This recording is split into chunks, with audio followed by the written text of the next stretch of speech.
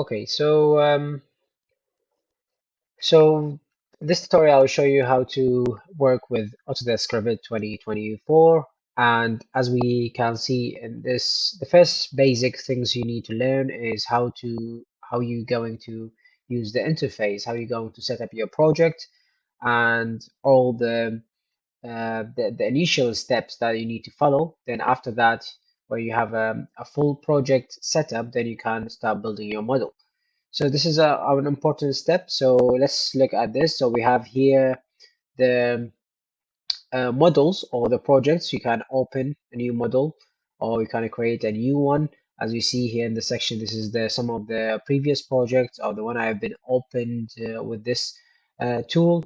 And also we can families. So for example, here are the families. So these are the families. For example, we're using a parametric design way. So what we call families. So for example, an object, a column that has several properties. So instead of doing that several times, we can package it as a family. So that object will have specific properties, and these properties can be saved. So every time we can use it, we can just call it to our project. So there is families we can download from Autodesk, and also we can create our own family. So for example, if we have um, a composite column where is a concrete from outside and there is um, a steel column from inside. So this kind of things we can create it, save it as a family, then we can import it back to our project. So for now, I'm going to first to give an interface view. So if you click here, we can see different options. So for here, I'll create a new project. And here where we go to what we call it template. So we have architecture templates, structure templates, can be mechanical templates or any other templates, construction templates, or you can have project templates, which is specific. But for us, we're creating a new template. And since we are working a Revit structure, so we'll be focusing on the structure templates. So let's create here. And after we create the structure templates, we'll get some, let it load. And as we see, we created our interface or our project, sorry. And here we can have some setup initially, and I'll give you some introduction as well. So if we look, we have access bar. So that's quick access bar on the top. We can move this at the bottom by show even at the bottom, or we can keep it at the top. You can assign any of these tools to the quick access bar. So right click on that bar or on that element and you can add to quick access bar. As we see here, it's been added to the access bar, and also we can remove it. So remove it from quick access toolbar. So we have different options. Then we have also different tabs to different disciplines. So we have architecture, structural, which is the focus, and so many other analysis, collaborative, which is we'll see how we work on a central model or how we create the central model, view, manage, and other, etc.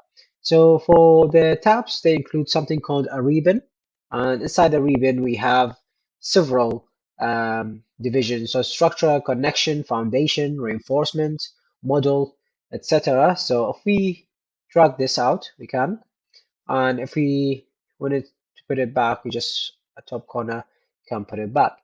On the left side, you have properties, which is describing the object. So for example, if I draw a column, that's a column. So on that column, when I select it, it has the properties for that column. As we see here, some properties, we can edit the type of the column or that family.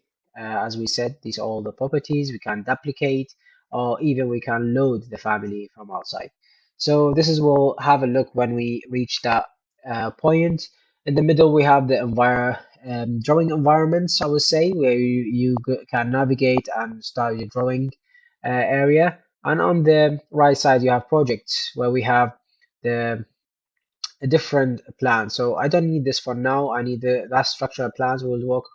We don't need the analytical thing for now. I'll delete it just to clear my project. We have the 3D section, elevation, and also the quantities of schedules and sheets to finalize the drawings. So as we see, and if we don't select anything, we have the structure plan where we have all the visibility graphics. So the first thing I will do usually, I select everything, so avoid some object that won't appear. I just tick everything just to make sure everything is shown, and I will say there's nothing we can do it during our project anyway. But I select this. Also, we can play with the range as well. So, for example, view range, we can assign it, which is like the distance between the sub column, how far you want to look under the column, top of the column, or if you cut the column. We'll talk this about when we reach that far.